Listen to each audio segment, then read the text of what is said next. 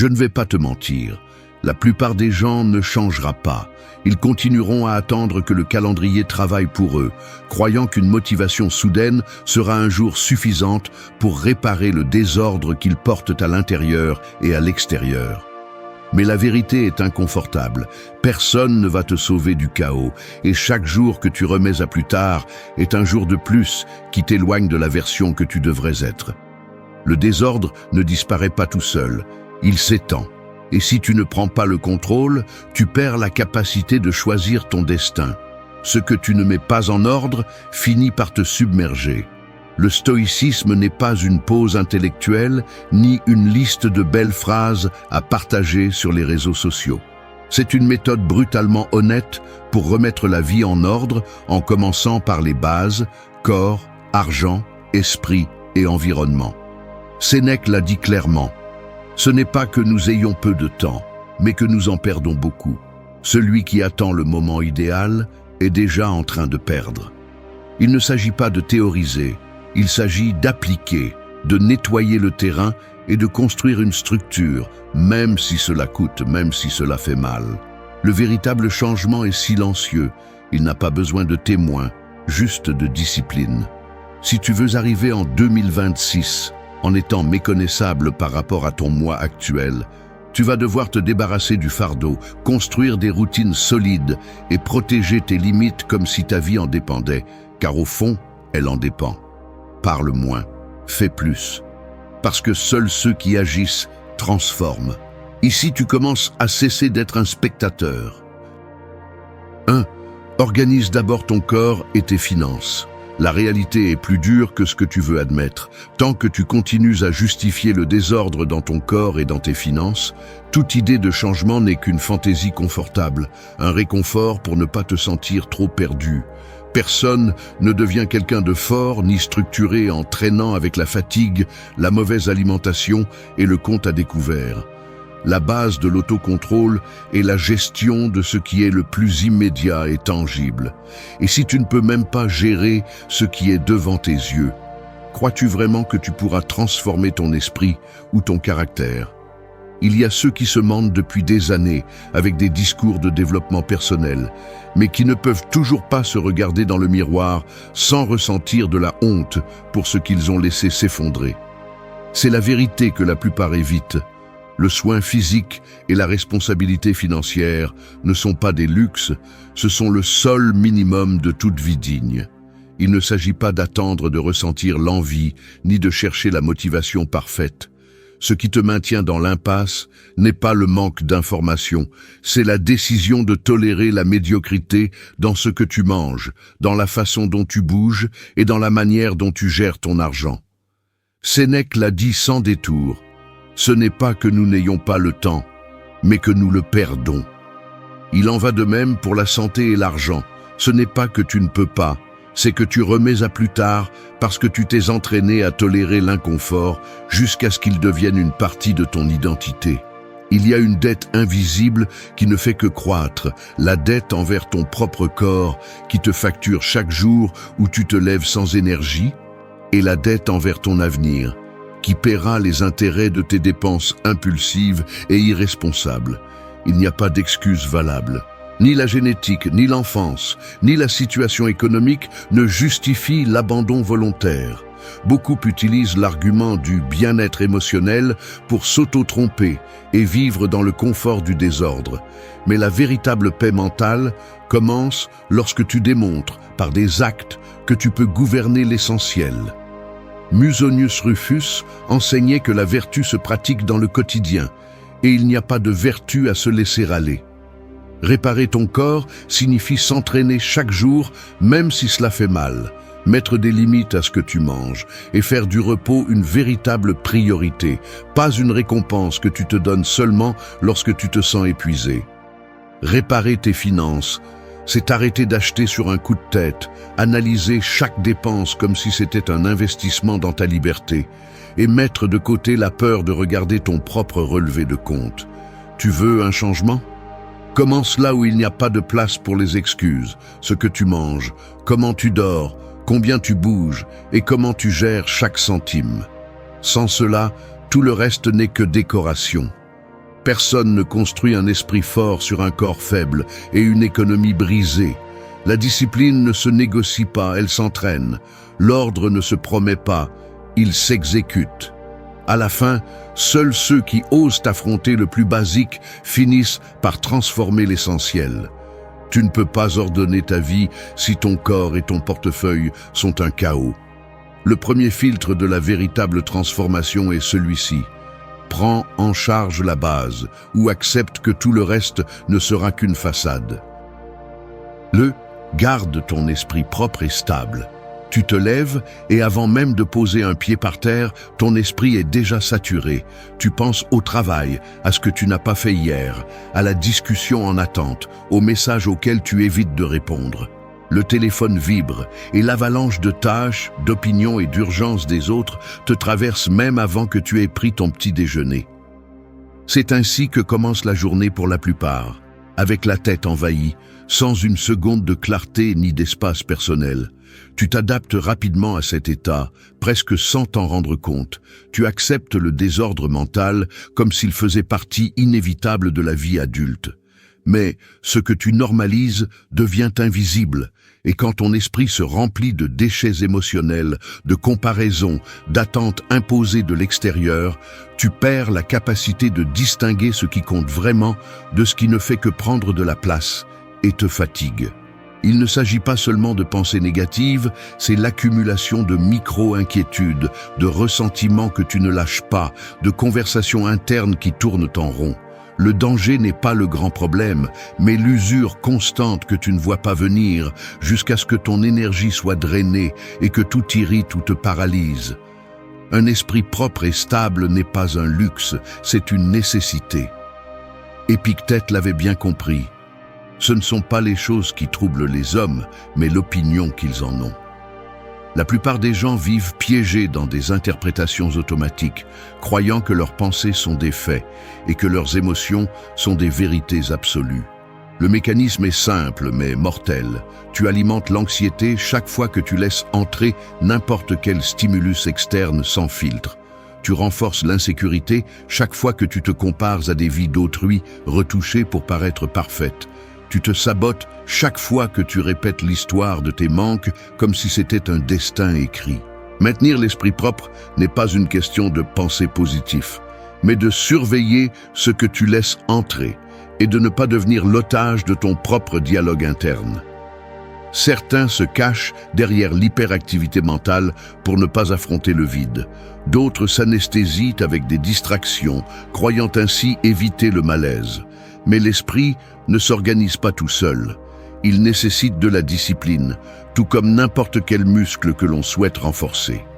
Si tu ne nettoies pas ce que tu penses, tu vis en interprétant le présent à travers les résidus du passé et la peur de l'avenir. Tu ne peux pas contrôler les faits externes, mais tu peux entraîner la façon dont tu réagis et réponds. Il ne s'agit pas de nier ce que tu ressens, mais de ne pas laisser cela décider à ta place.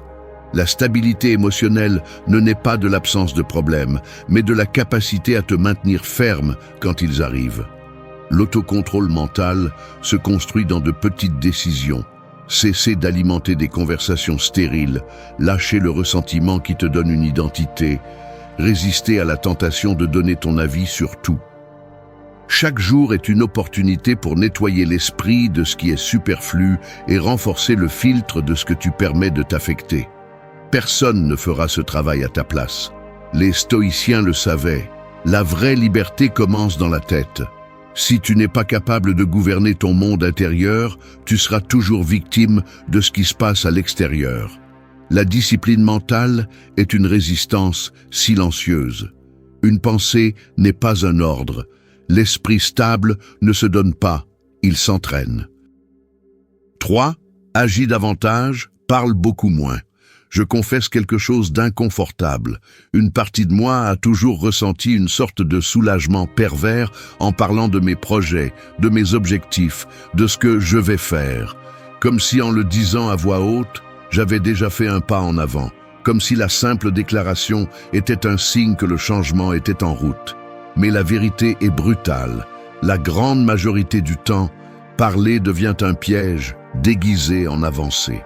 Le cerveau se trompe, ressent la récompense anticipée de l'approbation, de la compréhension ou même de l'admiration des autres.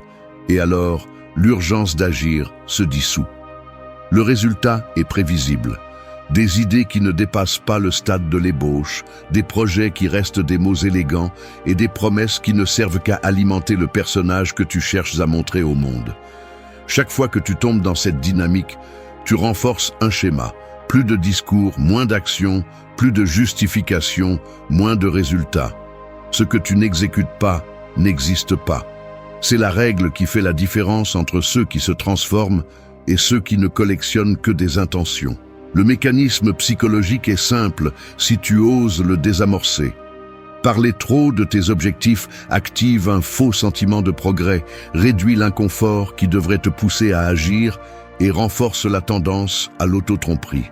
Il est plus facile de répéter un discours de dépassement de soi que de se taire et de supporter le travail silencieux, celui qui n'est applaudi par personne parce qu'il n'est ni visible ni partagé. Ce qui n'est pas visible est ce qui construit réellement le caractère. Au fond, beaucoup de gens craignent de passer à l'action parce qu'il n'y a pas d'excuses ni d'applaudissements instantanés, juste un retour honnête. Soit tu avances, soit tu stagnes. L'esprit cherche refuge dans la théorie parce que là, il est plus sûr d'échouer sans conséquences visibles. Mais personne ne respecte celui qui ne fait que parler. Le respect, même le sien, se gagne sur le terrain des faits. Si tu analyses honnêtement les moments où tu as le plus grandi, tu verras qu'aucun d'eux n'a été annoncé. Le véritable changement se produit lorsque tu en as assez du son de tes propres promesses et que tu décides d'agir même si personne ne regarde. Agir, c'est se confronter à l'inconfort réel. C'est accepter que tu peux échouer, que tu peux être médiocre au début, que la discipline ne se ressent pas bien tout de suite. Mais c'est là que se construit la structure interne. Parler est facile, parce que c'est bon marché. Cela ne coûte rien d'autre que de l'air. Agir a un prix. Cela exige de toi du temps, de l'énergie, des renoncements et surtout de la cohérence. Marc Aurèle le résumait sans fioriture. Ne perds plus de temps à discuter de ce qu'est un homme bon. Sois-en un. Cette phrase renferme l'essence. Le monde est saturé d'opinions et pauvre en exemples.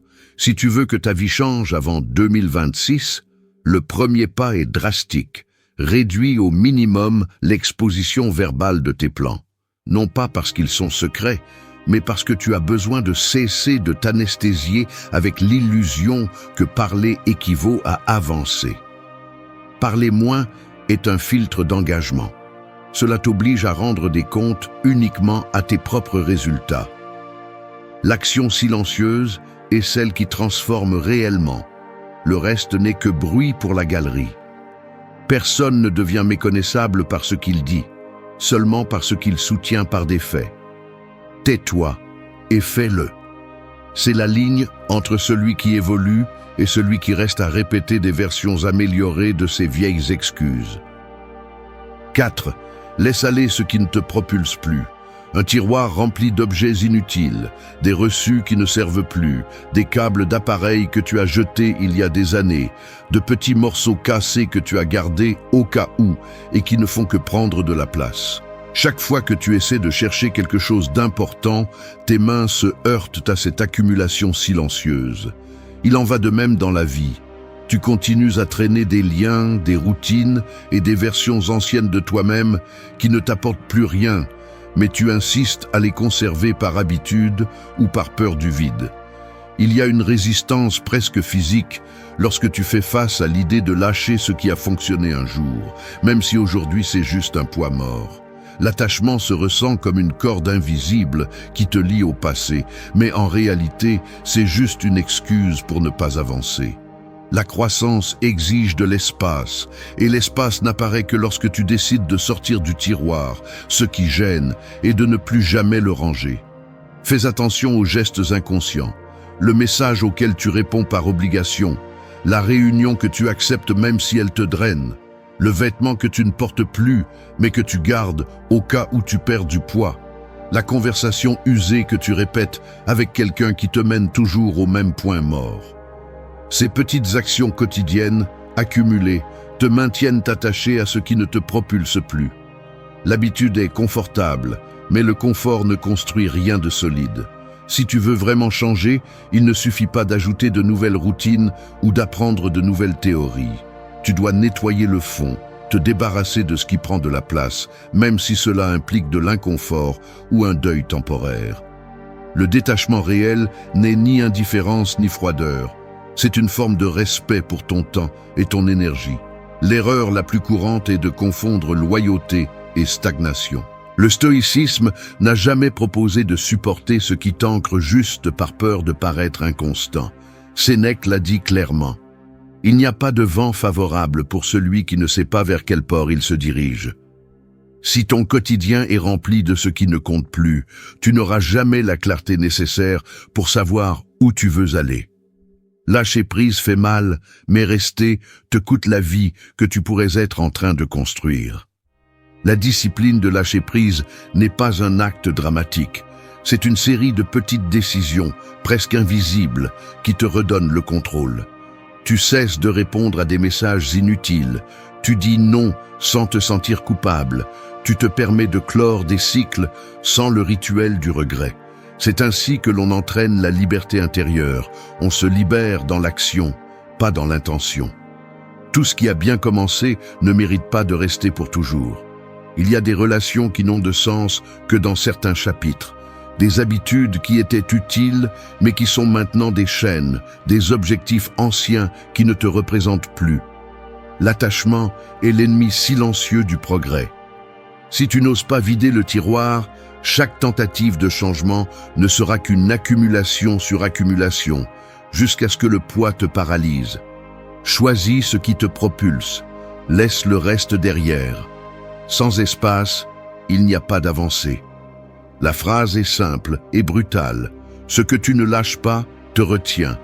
Personne n'évolue en portant ce qui a déjà terminé sa fonction. La véritable force ne réside pas dans le fait de tout supporter, mais dans le savoir qu'en laisser aller. 5. Défends tes limites et protège-les sans excuse. Tu n'as pas le droit de te plaindre de ton épuisement si tu n'as jamais protégé tes propres limites. Chaque fois que tu cèdes par peur de déranger, tu offres une partie de ton énergie en échange de rien. C'est ainsi que l'épuisement devient ton état naturel, parce que tu as ouvert la porte à tout ce qui te draine et à tous ceux qui ne savent que demander, mais ne rendent jamais. Personne ne respectera tes frontières si tu les piétines toi-même, si tu es le premier à les trahir. La vie ne te demandera pas la permission de t'envahir. C'est pourquoi tes limites doivent être non négociables, pas un doux désir ni une suggestion déguisée en politesse. Arrête d'attendre que ton environnement comprenne comment tu te sens ou combien tu peux tolérer. Le monde ne s'arrête pas pour prendre soin de toi. Cette tâche t'incombe uniquement. Le plus facile est de justifier le manque de limites avec des phrases comme « je ne veux pas être égoïste » ou « c'est pour éviter les conflits ». Mensonge. C'est une faiblesse camouflée sous de bonnes intentions. Le prix à payer pour ne déranger personne est de vivre mal à l'aise avec soi-même. Chaque fois que tu dis oui alors que tu voulais dire non, tu t'abandonnes un peu plus. Chaque fois que tu permets un manque de respect, une invasion de ton temps, une demande absurde sur ton énergie, tu envoies un seul message. Tes besoins valent moins que ceux des autres. Ce n'est pas de l'altruisme, c'est de la peur du rejet. Et cette peur, si tu ne la coupes pas à la racine, te transforme en otage de la volonté d'autrui. Il n'y a pas d'autodiscipline sans limite claire. Il n'y a pas de paix mentale si ta journée dépend de l'agenda des autres. Sénèque l'a dit sans pitié. Celui qui plaît toujours aux autres finit par se mépriser lui-même. La réalité est que personne ne t'admirera pour te consumer jusqu'à l'épuisement. Ils apprendront seulement à exiger plus, à consommer jusqu'à ce qu'il ne reste rien. C'est pourquoi, trace tes lignes et rends-les visibles, non pas comme une menace, mais comme une déclaration de ta valeur. Ton temps n'est pas infini, ton énergie non plus. Tu n'as pas à donner d'explications éternelles, ni à demander pardon pour te protéger. Les gens forts ne demandent pas la permission de prendre soin d'eux-mêmes. Ils établissent les termes et les maintiennent, même si cela signifie perdre la sympathie de ceux qui savaient seulement profiter de leur permissivité. Si tu as du mal à poser des limites, ce n'est pas par manque de capacité, c'est par manque de courage pour supporter l'inconfort temporaire que cela implique de décevoir ceux qui bénéficiaient de ta complaisance. Tu préfères l'épuisement chronique à l'inconfort ponctuel. Mais ainsi, il n'y aura jamais de respect ni de transformation. Personne n'évolue en étant un paillasson. La vie ne récompense pas la soumission, elle récompense l'intégrité. Limite que tu ne défends pas, limite qui disparaît. Et quand tu les perds tous, ce qui suit, c'est le ressentiment, la frustration et le vide. Ne demande pas de compréhension si tu n'as pas eu la force de dire stop. Le respect de soi est une frontière sacrée. Si tu la franchis une fois, tu la franchiras toujours. Décide une bonne fois pour toutes. Veux-tu la paix des autres ou ta propre dignité? Deviens inconfortable si nécessaire. Personne ne se souvient de ceux qui n'ont jamais osé dire non. 6. Construisez des routines. Ne dépendez pas de la motivation. Dépendre de la motivation est un piège qui vous maintient faible. Si chaque jour vous vous levez en espérant ressentir cet élan presque magique qui résout tout, vous resterez exactement là où vous êtes. La motivation est volatile, elle apparaît et disparaît sans prévenir, et si votre vie dépend de ce combustible fragile, vous ne construirez jamais rien qui résiste à l'usure réelle. La vérité inconfortable est que la plupart justifient leur manque d'avancement par des phrases comme « je n'en ai pas envie »,« aujourd'hui n'est pas le bon moment » ou « quand je me sentirai prêt, je le ferai ». Mais personne ne se transforme en attendant de se sentir prêt. Ce qui distingue ceux qui changent de ceux qui restent les mêmes, ce n'est pas l'étincelle d'un jour, mais la structure quotidienne qui se maintient même lorsque tout coûte le double. Vous êtes le résultat des répétitions, pas des enthousiasmes passagers. Si votre seule source de mouvement est l'émotion du moment, votre vie sera une montagne russe sans contrôle ni direction. Il est facile de tomber dans l'illusion que vous devez vous sentir inspiré avant d'agir. Le mécanisme interne est subtil mais dévastateur. Vous confondez le désir de changement avec la capacité réelle de soutenir des actions inconfortables. Vous vous convainquez qu'un jour, vous vous réveillerez avec une clarté parfaite et une énergie illimitée. Mais l'expérience prouve le contraire. Les jours lourds arrivent, les excuses se multiplient, et s'il n'y a pas de routine solide, vous finissez toujours par revenir au point de départ. L'auto-illusion ici est profonde. Vous croyez que vous pouvez négocier avec vous-même, que demain sera différent, mais chaque fois que vous procrastinez, vous renforcez l'habitude de l'inertie. La volonté est limitée. Ce qui vous sauve, c'est la structure, pas l'improvisation émotionnelle. Construire des routines est en essence une déclaration silencieuse de qui vous voulez être sans dépendre de comment vous vous sentez. La routine n'est pas une prison, c'est l'architecture invisible qui vous permet d'avancer lorsque votre esprit joue contre vous. La discipline quotidienne coupe la conversation interne qui cherche des excuses et vous apprend à agir même lorsque l'envie n'est pas présente. Faites ce que vous devez, pas ce qui vous plaît, répétaient les stoïciens, car ils comprenaient que la liberté ne réside pas dans le fait de suivre chaque impulsion, mais dans la capacité à maintenir ce qui est important même lorsque la motivation est partie. C'est ici que beaucoup échouent. Ils s'attendent à se sentir différents pour commencer, alors qu'en réalité le changement apparaît après avoir soutenu l'inconfort encore et encore. Une routine bien construite est un bouclier contre l'auto-illusion. Il ne s'agit pas de concevoir des horaires rigides par obsession, mais de créer un cadre qui vous rappelle chaque jour quelles sont vos priorités et à quoi ressemble l'engagement réel. L'esprit cherche des raccourcis, il veut éviter l'effort soutenu. Mais chaque fois que vous cédez aux caprices du moment, vous perdez une bataille interne que personne d'autre ne voit. La transformation se produit dans la répétition. La clarté arrive après l'action, pas avant. Vous n'êtes pas vos émotions changeantes, vous êtes ce que vous répétez quand personne ne vous observe. La routine vous sauve du chaos. L'action quotidienne est votre refuge. Choisissez de construire des routines qui vous soutiennent dans les jours gris, car c'est là que le caractère se définit, pas dans les moments d'enthousiasme. Si vous n'avancez que lorsque c'est facile, vous n'irez jamais loin. Entraînez-vous à agir sans demander la permission à la motivation. C'est la base d'une vie véritablement transformée. 7. Choisissez la structure plutôt que les impulsions momentées.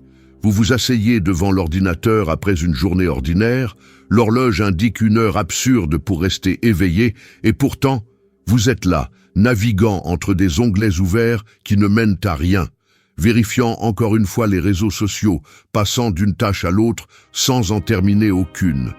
Le dîner a été la première chose qui s'est présentée, l'entraînement a encore été reporté à demain, et la sensation d'avoir laissé des choses inachevées se mêle à une anxiété sourde qui ne disparaît jamais. Ce n'est pas un hasard. C'est le résultat direct de vivre soumis aux impulsions du moment, réagissant à chaque stimulus au lieu de décider avec clarté. Ainsi se construit une vie qui semble occupée mais qui, si vous la regardez de près, n'est remplie que de fragments disjoints et de décisions prises par inertie. La racine de ce désordre est simple, bien que difficile à admettre. La plupart des gens n'ont pas de structure réelle parce qu'ils craignent de se sentir piégés, comme si établir des limites et des horaires était une renonciation à la liberté. Alors qu'en réalité, c'est le contraire. L'impulsion immédiate vous procure un plaisir fugace et, en retour, vous vole la possibilité d'avancer vers quelque chose de solide. La structure n'est pas un caprice d'obsédé, ni une prison pour les spontanés. C'est la seule base qui vous permet de résister à l'usure des jours et de vous soutenir lorsque votre énergie et votre volonté fléchissent. Si vous vous laissez porter uniquement par ce qui vous plaît maintenant, vous devenez esclave des émotions changeantes et votre vie se fragmente. En choisissant la structure, vous choisissez la maîtrise de soi. Vous décidez quand, comment et pourquoi vous agissez, et vous ne laissez pas l'impulsion tracer le chemin à chaque fois. Le mécanisme qui vous piège est prévisible.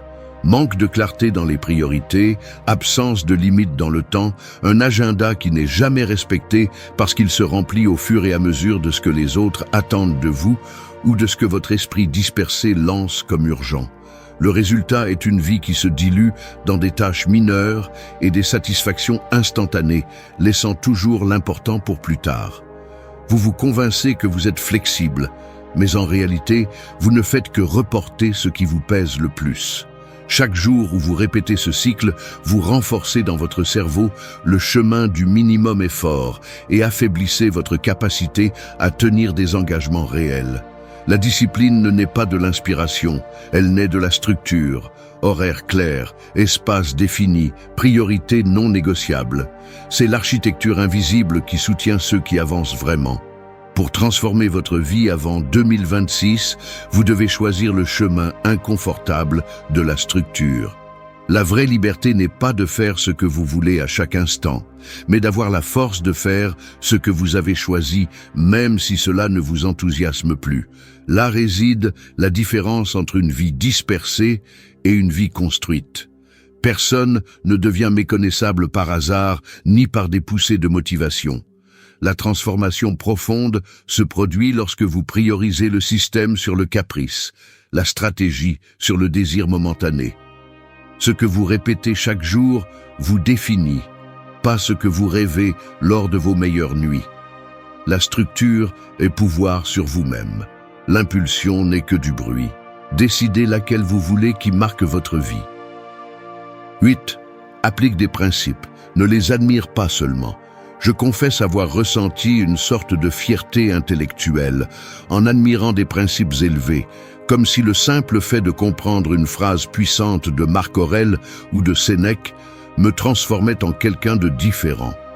Je me suis surpris au milieu d'une conversation ou devant un livre souligné à me délecter de la pensée « c'est de l'or », tandis que la vie continuait d'être tout aussi désordonnée. Il y a une distance inconfortable entre la lucidité que l'on ressent en lisant sur l'autodiscipline et la réalité de ces gestes répétés. Tu laisses l'assiette sale sur la table, Tu ignores l'alarme qui t'invite à t'entraîner. Tu dépenses pour quelque chose dont tu n'as pas besoin et ensuite tu te justifies avec une citation stoïque comme si cela exonérait le manque d'action. La contradiction se ressent comme un poids silencieux, presque physique. Tu reconnais la valeur du principe, mais tu le laisses suspendu comme un ornement sur le mur mental, sans le ramener sur terre, où il est vraiment douloureux de l'appliquer. S'observer dans le quotidien est inconfortable. Tu remarques comment tu peux réciter le concept de contrôler ce qui dépend de toi. Mais face à la première frustration, le geste est de serrer les mâchoires, de lâcher une plainte et de chercher un soulagement immédiat dans n'importe quelle distraction. Tu ressens de l'admiration pour la tempérance, mais tes doigts tambourinent anxieusement sur la table lorsque quelque chose ne se passe pas rapidement.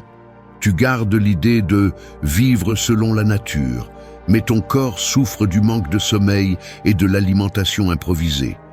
Il y a une sorte de culte au principe, mais une allergie à la pratique. Le véritable changement, cependant, ne se remarque pas dans le discours, mais dans les micro-décisions. Dans la façon dont tu termines une conversation qui t'épuise, dans la manière dont tu choisis de ne pas répondre à une provocation, dans l'instant exact où tu remets à plus tard le désir de gratification pour soutenir la structure que tu t'es promise. Si tu prends le temps de regarder les détails, tout change. La façon dont tu organises ton bureau, la manière dont tu ranges tes vêtements en rentrant chez toi, le temps que tu prends pour manger sans téléphone à la main. C'est là que se joue le respect d'un principe, non dans l'exaltation philosophique, ni dans l'admiration passive. La cohérence se mesure à ce que tu fais quand personne ne te regarde, dans les petits gestes qui, répétés, t'entraînent ou te brisent. Un principe non appliqué n'est qu'une décoration mentale. C'est la ligne iconique qui devrait te poursuivre chaque fois que tu ressens l'envie d'applaudir une idée sans l'intégrer dans ton agenda. La différence entre ceux qui changent réellement et ceux qui ne collectionnent que des phrases est brutalement visuelle. Certains ont des routines claires, des espaces propres, des relations ordonnées par des limites fermes et une fatigue qui a du sens. Les autres, une accumulation de théories, un chaos quotidien et une anxiété qui grandit à mesure qu'ils admirent ce qu'ils n'exécutent jamais. Il n'y a pas de transformation sans sueur, sans inconfort, sans ce tiraillement intérieur qui t'oblige à choisir le principe même si l'esprit demande un raccourci. L'admiration est un applaudissement bon marché. L'application est le véritable coup. Fais du principe une action, pas une médaille intellectuelle. Le pas que tu ne concrétises pas ne te transforme pas. Les valeurs ne valent que lorsqu'elles pèsent dans ta journée. 9. Fais du changement une habitude silencieuse. Étrangler une mauvaise habitude, c'est comme casser une clé rouillée que tu portes autour du cou depuis des années. Tu sais qu'elle pèse, tu sais qu'elle te limite, mais tu t'es tellement habitué à sa présence que ton corps et ton esprit l'ont déjà intégré dans ta posture, dans ta façon de marcher, dans les petits gestes de chaque jour. Changer, vraiment, c'est te forcer à arracher cette clé et à supporter le vide inconfortable qu'elle laisse, sans faire de bruit, sans demander au monde de t'applaudir pour l'avoir fait. Ici, il n'y a pas de place pour le spectacle de la transformation. Le véritable changement est celui que personne ne voit, celui que tu ne publies pas ni ne transformes en étendard. Il y a un piège dans le besoin de reconnaissance, dans cet élan enfantin de montrer chaque tentative d'amélioration comme si c'était une médaille. Cette théâtralité ne nourrit que l'ego, mais ne soutient aucune structure. Combien de fois as-tu annoncé que tu allais abandonner un vice, commencer une routine ou transformer ton environnement, juste pour abandonner en silence et ensuite chercher une excuse élégante qui te sauve du ridicule? Il est temps de cesser de chercher des témoins pour ton propre processus et de commencer à construire dans la solitude inconfortable où se forge la discipline.